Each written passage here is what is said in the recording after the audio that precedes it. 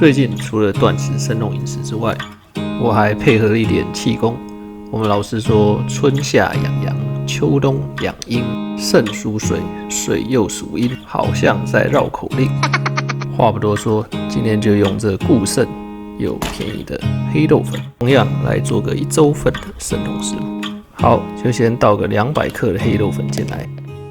平常都是用小苏打粉在发泡，我今天想来做个实验，用一下酵母粉。先倒进50毫升的水，这边大约就好。冬天的关系，我这边稍微把它加热一点到40度。40度是酵母最好发酵的温度。现在也是你最好订阅我的时候。那如果是春夏的时候，这个加热的步骤就不需要了。那记得温度也别太高，40度就好，不然酵母会被你烫死。话说这边我觉得加8到12克应该都没什么问题。接着你要加糖粉或砂糖，这边是给酵母当做食物用的，所以不用担心糖分会增加。稍微搅拌一下，我们就静置。你的酵母如果还活着，就会像这样生机勃勃的冒泡。我跟你讲，这是缩时摄影，速度不会真的这么快。以上这个有点麻烦的酵母粉都可以用这个小苏打粉等量取代。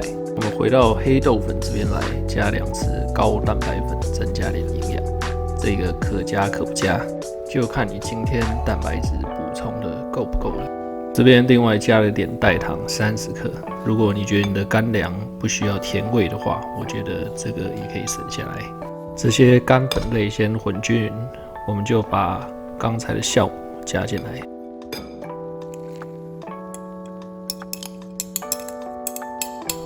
加完酵母之后，一样拌一拌，让酵母均衡的分散到4周。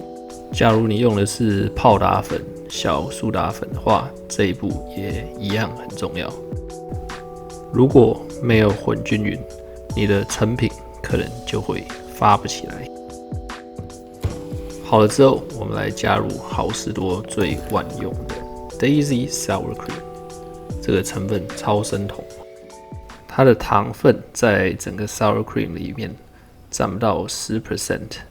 是几乎不生血糖的。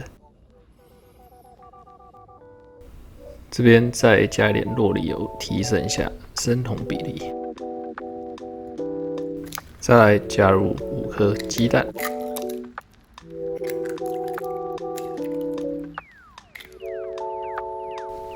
接下来很简单，混匀之后，我们就要准备进入下一个步骤。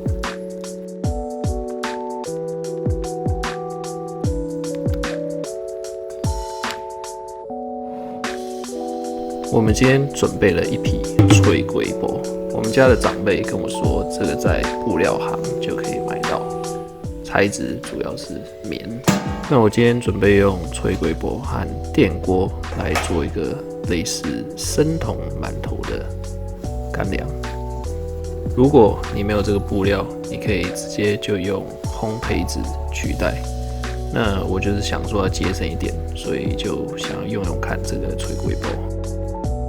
那这个布使用的时候，其实还是多少会沾黏，所以使用的时候，请记得尽可能的把布料打湿。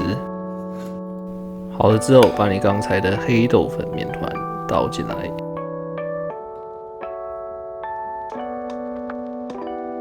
蒸的时候，我总共用1杯半2米杯的水。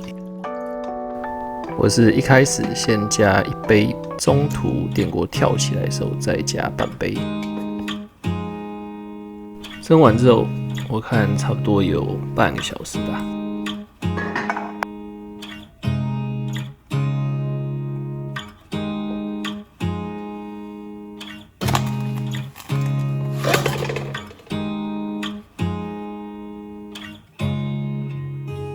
好，这样就又有1周份的超级大生酮馒头、面包、蛋糕，任凭你自由定义，好不好？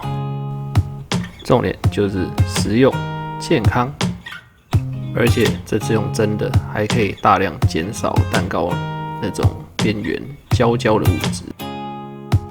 好，最后这边布的处理也是蛮重要的，因为多少还是会有些粘连，加点水，拿这个金刚刷就可以解决了。